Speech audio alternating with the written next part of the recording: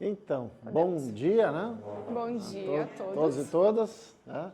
Eu não estou desde o início, cheguei há pouco, mas vi que a movimentação está grande aí. Meu nome é Vanderlei Reinhardt, né? Sou pai da Helena, está aqui com vocês há mais tempo, né? Também sou pai da Eduarda e da Luísa, né? Também foram filhas do Pio XII aqui e não participaram da robótica. Então, eu sou a Daniele, eu sou mãe do Victor, que veio me ouvir, porque eu não sei, mas enfim. Também sou mãe do Enzo, que também estudou no Pio XII, mas também não fez parte da robótica. Isso. Só o Victor que decidiu participar da equipe. Exato. E nós viemos aqui hoje, então, conversar com vocês um pouquinho sobre qual é o papel dos pais em uma equipe de robótica. Qual é o nosso papel todos os dias, né, nessa equipe que vocês já conhecem. Isso. Então, eu fiz questão dessa provocação, de dizer que eu tenho outras filhas que não participaram da robótica, né? Porque a gente, como pai, muitas vezes quer conduzir os filhos, né? Ou quer indicar para eles algum caminho, né? E nem sempre a gente tem sucesso nisso, né? Mas a gente tem que ser persistente, né? A Helena é a filha mais jovem. As outras, né? A Eduarda tem 26, né? A Luísa 25 e a Helena 18, né? As outras duas eu incentivei que elas participassem da robótica, né? Antes mesmo delas entrarem no Pio XII, eu já tinha conhecimento do programa de robótica, que isso foi um dos motivos que me fez acreditar que o Pio XII era uma boa escola, né? Então eu, como pai, né, já tentei conduzir nesse sentido. Mas elas não quiseram participar, não se interessaram, né? Mas eu fui persistente, né, sem acreditar muito. Em algum momento eu comentei com a Helena sobre a robótica, né? Mas veio dela também, né, esse desejo de participar, né? Então, só dando um testemunho para vocês, né, de como foi, né? Por mais que a gente queira como pai, às vezes a gente não tem, né? Não tem sucesso, mas, né, a gente tem que insistir. Vamos começar. Então, o desafio é falar do... Só vou pedir para vocês ficarem mais o mais próximo. perto possível, Perfeito. só por causa da gravação. Mas Perfeito. podem andar, não precisa ficar colado no projetor só. Então, Tá, só mais próximo. O desafio aqui, então, foi falar do nosso papel de pais, né? A importância dele no desenvolvimento, né, dos alunos, né? Eu, além de pai, sou empresário, então vou procurar em alguns momentos fazer conexão assim, com a visão de mercado, né? O que o mercado busca, né? Do aluno que participa da robótica, né? Ou daquele profissional que saiu da robótica e se insere no mercado. Eu acho que isso é interessante para que vocês, como alunos e mentores, né? Eu acho que a maioria são mentores, né? Possam também, quem sabe, fazer essa análise ou dar dicas para as pessoas que vocês vão conviver, quem sabe convivem já nas suas equipes, né? Então, enfim, coloquei algumas questões aqui para a gente falar. Então, né, a questão de ajudar os filhos no direcionamento, né? Eu já comentei das minhas filhas, né?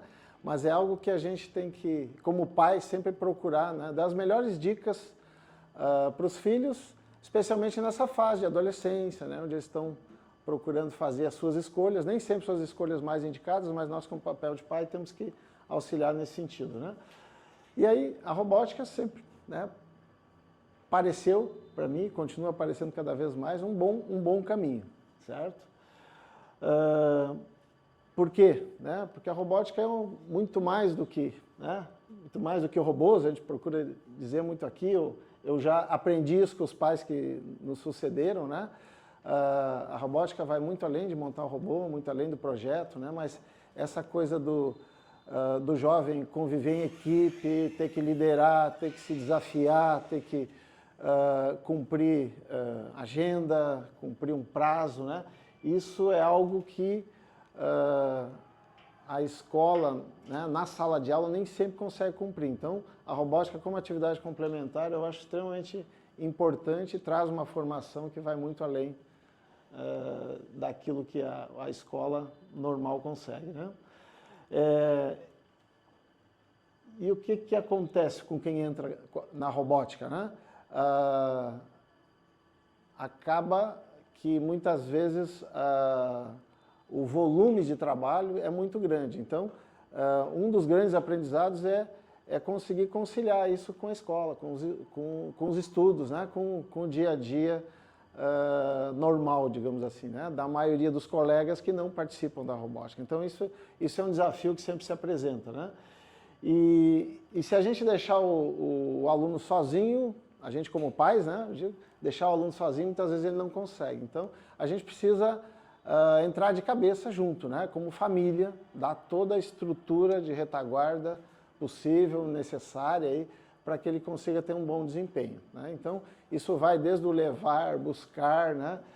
Prover todas as necessidades aí, né? Então, a família tem que entrar junto, né, Dani? Com certeza. E esse grande envolvimento aí, né, essa tentativa de conciliar com as atividades nem sempre tem sucesso, né? Então, o que a gente percebe é que alguns às vezes pensam que gostam, né, entram e às vezes não se dão bem, né, Sibeli?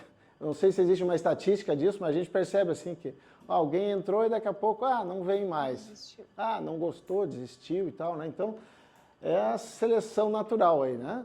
Nem sempre a pessoa acerta também na escolha, né? Mas isso também não deve ser um desmotivador para quem está. Eu acho que é importante comentar que a maioria dos estudantes, é o que eu enxergo, que desistem é porque a família não apoiou. A família não esteve presente, não esteve junto verdadeiramente, sabe? Eles estavam meio sozinhos e aí eles acabaram desistindo. Porque a gente abre mão de férias, de finais de semana, né? Em vários momentos para estar junto com eles. E aí acaba que a família não quer abrir mão do seu final de semana, do seu feriado, das suas férias, para ficar aqui, para estar junto. E aí acaba que o estímulo não vem, né? Há um desestímulo, então eles desistem. Isso. Então, o papel dos pais vai também ser um papel dentro da robótica muitas vezes, né? Então, um outro ponto que eu observo assim, né, a diferenciação, né, dos alunos que estão na robótica em relação aos demais que não estão, né?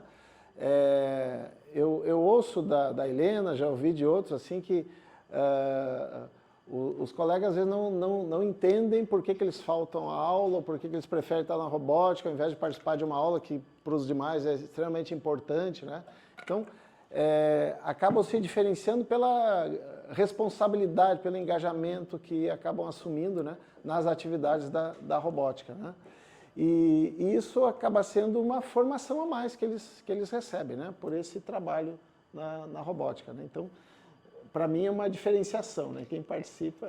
E eu posso complementar, então, como antes da gente começar a conversa, eu comentei, eu sou prof do colégio.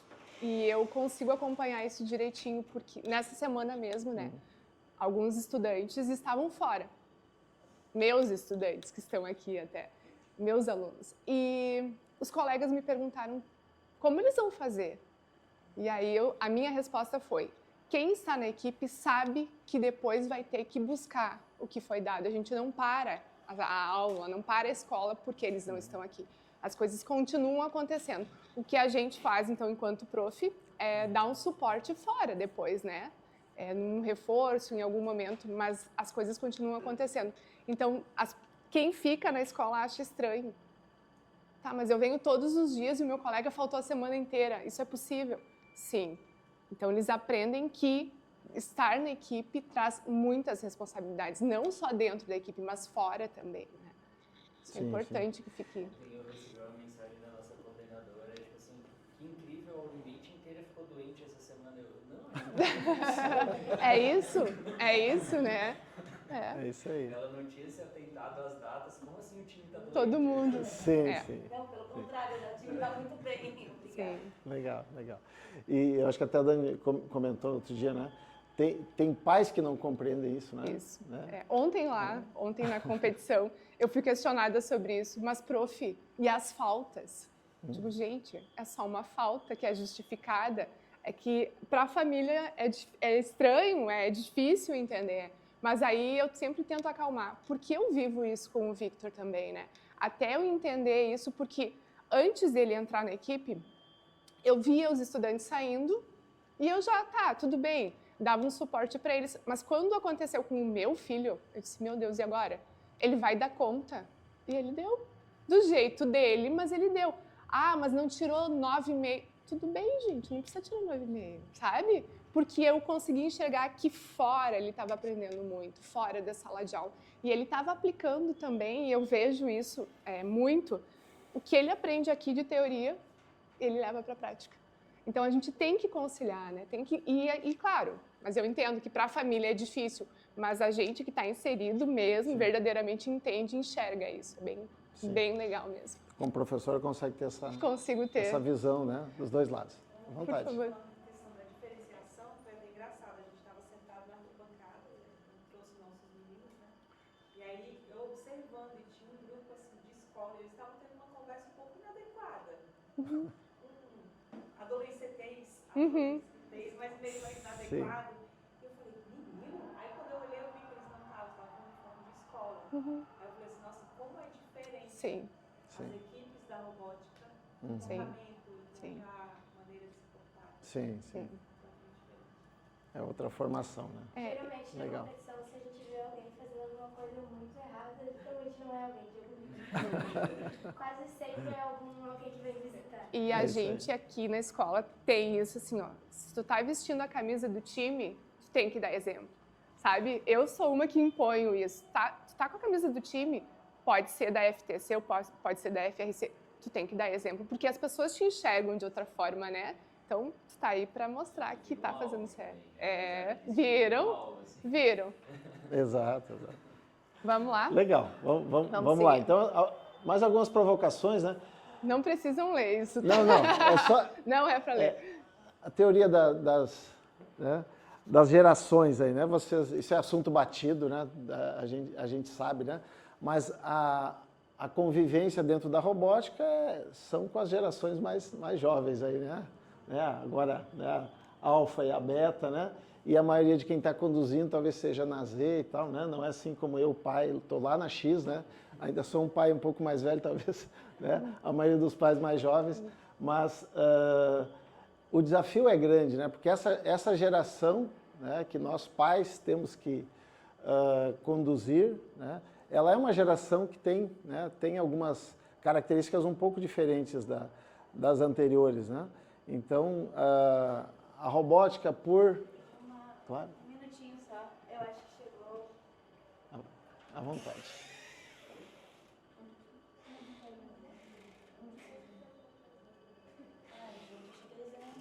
Tudo bem. Tranquilo. Tá tudo bem, capaz. Tranquilo. Enfim, se vocês quiserem interpelar em algum momento, fica à vontade, tá? A ideia aqui é um bate-papo, né? Então, eu só coloquei isso porque agora dando uma visão de pai, empresário, né? Que contrata muito jovem, né? E que busca sempre já fazer uma seleção mesmo que jovem, mesmo sem experiência, né? E aí onde entra a robótica aí, né? O que a gente busca num jovem que não é experiente, né? Um menor aprendiz, um estagiário, né? É aquele jovem que tem potencial, né? Aquele jovem que obviamente não tem ainda experiência técnica, né? Talvez ele tenha já um conhecimento teórico, mas não tem experiência técnica. O que a gente busca é o que se chama de soft skills aí, né? Então, a robótica é excepcional para treinar isso, né? Para gerar essa convivência ali de comunicação, trabalho em equipe, né? Resolução de problemas, né? O que é o dia a dia da robótica se não é isso, né? Se adaptar às situações, né? Liderar um time, uma equipe, né? Ter muita resiliência, né? Muita criatividade para buscar a solução, né? De um desafio de robô, né? Então, isso forma muito mais, às vezes, do que a sala de aula tradicional, do que o conteúdo, do que a teoria, né? Então, o jovem que vem para a robótica, certamente ele vai ser um profissional mais completo, né? Vai estar pulando etapas em relação aos seus colegas, né? Então, isso como pai, para mim, sempre foi muito claro, né? E eu dou testemunho de que, de fato, né, a transformação, né, da Helena, né, o Matheus, a gente convive muito também, o Vitor, né, a gente sabe o quanto fez diferença, né, essa convivência durante 2, 3 anos aqui na robótica, né. Então, mais alguns resultados práticos aí, né, que eu observo, né, também como empregador, né, como quem busca pessoas no mercado, né, a diferenciação, né,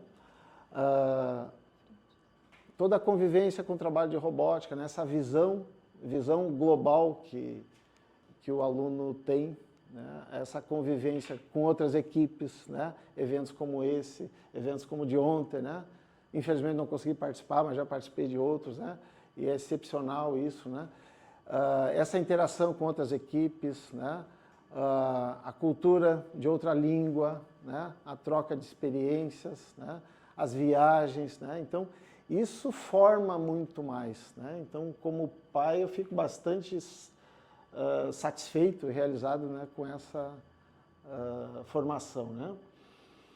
Enfim, o profissional, falo já em profissional, né, porque o aluno que sai daqui da robótica ele já está muito próximo disso, né. Ele vai ter muito mais facilidade em assimilar novos conhecimentos, porque a robótica é isso a todo momento, né. Ele enfrenta desafios com mais naturalidade, a robótica é isso, né, um desafio, né, de data, prazo, né, tarefa, né, custos, né, buscar recursos para fazer acontecer, né. Enfim, ele, por esses desafios, né, acaba tendo que fazer escolhas, né, e as escolhas ensinam para a gente, porque às vezes a gente escolhe errado, né, e muitas vezes uma escolha errada ensina mais do que uma escolha assertiva, né, então ele vai se treinar para isso também. Certamente ele vai ter maior chance de se destacar e liderar no mercado, né, porque ele já conviveu com atividades, com desafios similares àqueles que ele vai enfrentar no mercado de trabalho quando concluir os estudos, né? Então isso é também um resultado prático que eu coloco, né? E o que um pai busca, né? Quer dizer, o filho está estudando para se realizar profissionalmente, né? Então a robótica como algo agregado, né? Um valor agregado a mais, né? Vai certamente dar mais chance dele ter sucesso profissional, né? Então, entre outras coisas que a gente poderia citar, né? Então, vamos lá. Contigo. Agora é comigo. Não, é com a gente. Com a gente. A ideia agora é comentar com vocês, contar para vocês como é que funciona o nosso grupo de pais aqui, o que a gente faz de verdade. Nós chamamos de Booster Club. É um grupo de mães e alguns pais. Na verdade, assim, as mães estão mais à frente do processo, mas os pais estão na retaguarda nos dando apoio o tempo todo, né? A gente faz uma escolha desses pais que vão fazer parte desse grupo, nessas mães, mas é muito tranquilo, assim, ninguém é obrigado a participar. A gente faz uma reunião e quem se coloca à disposição entra nesse grupo, né? Quem acha que vai ter mais disponibilidade de tempo, porque nós precisamos de tempo para organizar todo o processo. E aí, a partir disso, esse grupo começa a pensar nas ações que serão feitas. Então, todo final de ano, a gente se reúne e pensa nas ações para o próximo ano, né? E aí, depois, a gente compartilha, então, com o grande grupo. Porque não ia funcionar, né? Colocar todos os pais juntos para decidir o que faremos no próximo ano. Cada um ia ter uma opinião, cada um ia direcionar de uma forma, não ia funcionar. Então, a gente acaba, num grupo menor, decidindo, pensando, até porque nós já temos algumas ações que fazem parte do nosso ano, que já estão há mais tempo acontecendo. Recorrentes. E outras que a gente vai pensando, tá, e se a gente fizesse tal coisa, né? E aí a gente acaba depois levando para o grupo todo. Eu já estava falando, como é que tudo começa? Na verdade, começa quando é lançado o desafio do ano, da temporada, né? E é aí que entra o que eu falava antes. Abrir mão das nossas férias. Por quê? A família, porque, né? Não só o aluno. Nós, pais, né? No início do ano, aí a gente está de férias, todo mundo curtindo, aproveitando, eles precisam voltar. E esse voltar é muito importante. Por quê? Porque nesse dia do kickoff, que é o encontro principal, acho que é o início, o pontapé inicial, eles precisam estar aqui. Então, a gente acaba tendo que voltar, porque, querendo ou não, são adolescentes, a gente não abandona, não deixa sozinho, né? São menores de idade, então a gente vem e eles passam o dia aqui, então, para começar a pensar no que vai ser feito, quando é lançado o desafio. E, a partir daí, a gente precisa garantir a participação deles todos os dias aqui. Não é, eu vou na segunda e na quinta. Não, gente, entre a segunda e a quinta tem a terça e a quarta que vai ser feita muita coisa. E tem o sábado também. Eu parei na quinta, mas aí tem a sexta e tem o sábado, né? Que eles estão em férias. Mas as férias deles, eles vão passar dentro do colégio, dentro do repio, como a gente chama aqui, né? E é difícil. Eu sei que é difícil, mas a gente precisa dar um jeitinho de garantir essa permanência e essa frequência, porque vai fazer toda a diferença para o time e para eles também. Junto com isso, a gente começa a organizar as jantas, porque eles vêm de manhã para cá, saem para almoçar, volta para casa, né? Quando consegue, almoça, volta para cá e fica. E fica até as 8, até as 9, até as 10 da noite. Tá, e aí vamos comer o quê? Lanche todos os dias? Não, né? Então, a gente se organiza e começa a fazer jantas para eles. Normalmente, 2 famílias, 3 famílias, a gente vai vendo quantas pessoas tem, quantos vão ficar para a janta. Tem um grupo de 20, 25, pô, é bastante gente, né? Então, quantos vêm fazer essa janta? A gente vem para cá. Somos privilegiados? Acho que sim, porque nós temos uma cozinha do colégio que nós podemos utilizar, então a gente consegue preparar a janta. Muitas vezes a gente traz meio encaminhado, mas fazemos aqui também. E qual é o custo para os estudantes? Nenhum. Porque nesse dia que eu e o Vanderlei decidimos que fizemos uma dupla para fazer a janta para eles, nós bancamos isso. Porque no outro dia as outras 2 famílias vão fazer janta para o meu filho. Então tá tudo bem, sabe? Se tu for dividir, tu vê que fica um valor muito baixo. Sim. Mas tem pais que não podem vir, se propõem a rachar junto com a gente. Isso. Então, é um trabalho conjunto aí. Mas é importante frisar demanda, dedicação e tempo, porque fazer janta para um grupo desses, tu precisa se organizar. E é sobre isso que a gente fala tanto, né? Sobre estar presente na vida dos nossos filhos. Sim. Claro. Quando os filhos de vocês decidiram entrar na equipe de robótica, no edital, vocês sabiam que eles iam participar do edital? Ou só a surpresa veio depois? Na verdade, assim, comigo, tá? Como eu já trabalho no colégio há bastante tempo, eu já conheço a equipe há bastante tempo, tanto que a grande maioria dos mentores que passaram por mim foram meus alunos, né? E eu já era admiradora do projeto, enfim, da equipe. Quando o Victor... E antes disso, lá no 7º ano, que tem a FTC, eu dei uma instigada assim, tu não quer participar? Não. E aí veio pro 8º ano também, não. Ele dizia que ele não era bom. Como que ele ia fazer um robô se ele não era bom, né? Ele não ia saber fazer isso. E aí, no 9º ano, a grande sacada foi passar nas salas de aula, contando para os estudantes, porque muitas vezes eles enxergam a equipe longe, mas eles não sabem o que eles estão fazendo. E contaram o que eles haviam ganho, que iam participar de um off-season, era no Rio de Janeiro, que iam viajar. E aí o Victor chegou para mim e disse assim, estou pensando em entrar nessa equipe de robótica. Daí eu disse, perfeito, era tudo que eu queria ouvir, né? No meu caso. Mas aí ele disse assim, mas tem viagens e tem que participar e eu vou ter que abrir mão de algumas coisas. E eu disse, tá tudo bem, se tu gostar do que tu estiver fazendo, tá tudo bem. E foi o que aconteceu, né? Foi quando a Helena entrou, quando o Matheus entrou, eles entraram juntos no 9º ano, né? Viajaram para o Rio de Janeiro sem saber fazer nada. Eu me lembro que ele chegava em casa e eu perguntava, o que tu fez hoje? Eu estou fazendo uma prateleira. E eu, meu Deus. Mas, claro, ele nunca tinha visto um martelo na vida, entendeu? Um parafuso. Mas é o começo, né? Então, quando ele entrou, eu sabia que eu ia ter que entrar junto, né? A gente sabia disso. Porque nós enfrentamos uma dificuldade na primeira geração, tivemos que implementar um sistema que o responsável fica ciente da participação do aluno desde o edital. Sim. Aí nós conseguimos engajar as famílias muito mais, né? É importante. Uma dificuldade que boa parte das famílias, nossa escola, uma escola que abre o edital de gratuidade, muitos pais não têm noção do que é a robótica, né? Sim. Era um universo muito distante e desde quando implementamos esse edital com a participação dos pais desde o início, né?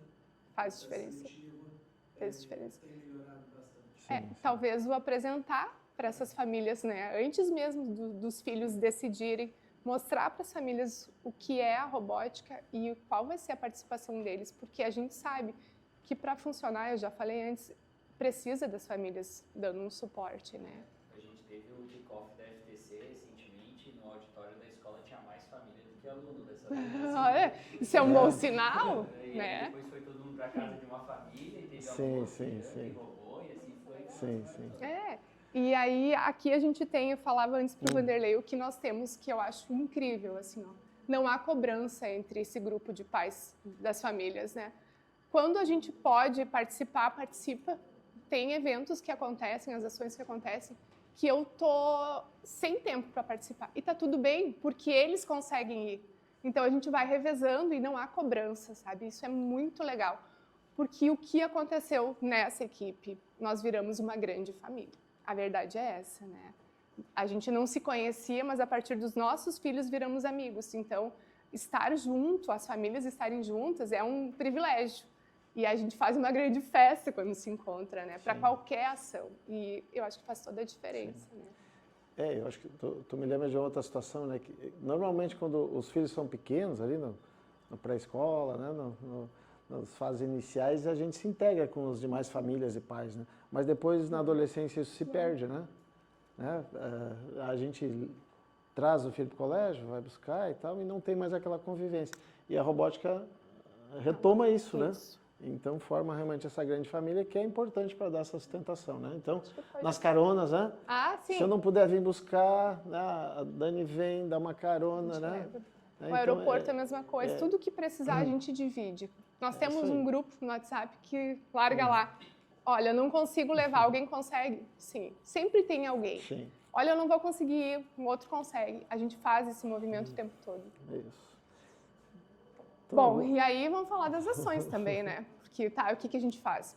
Eu acho que tem um outro slide, mas eu já vou adiantar.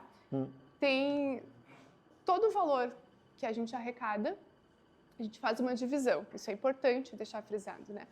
Porque as viagens saem caro. A gente tem patrocínio, a escola, né, ajuda também, mas uma parte do valor sai do nosso bolso.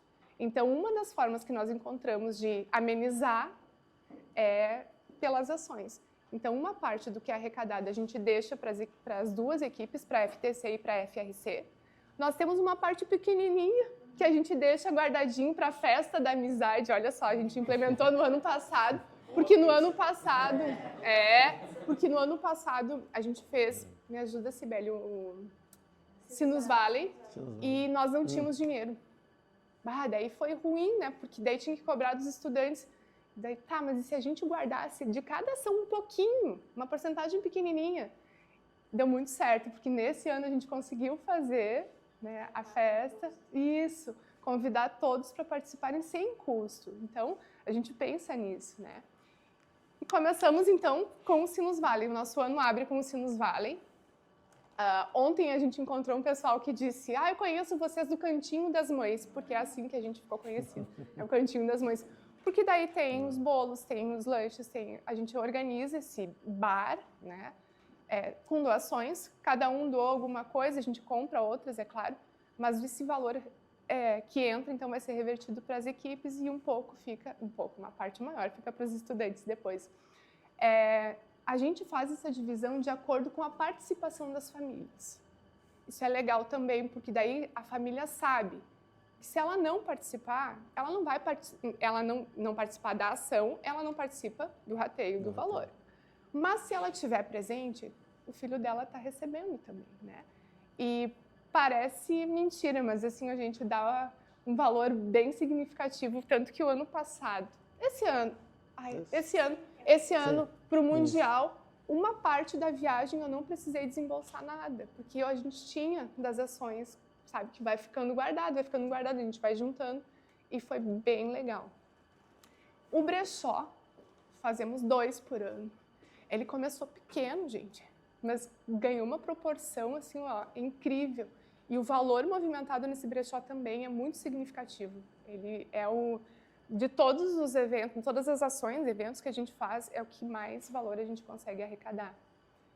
E demanda muito tempo para a organização. É uma coisa que a gente consegue envolver muito na nossa comunidade também. A comunidade, porque eles já sabem que nós temos o brechó.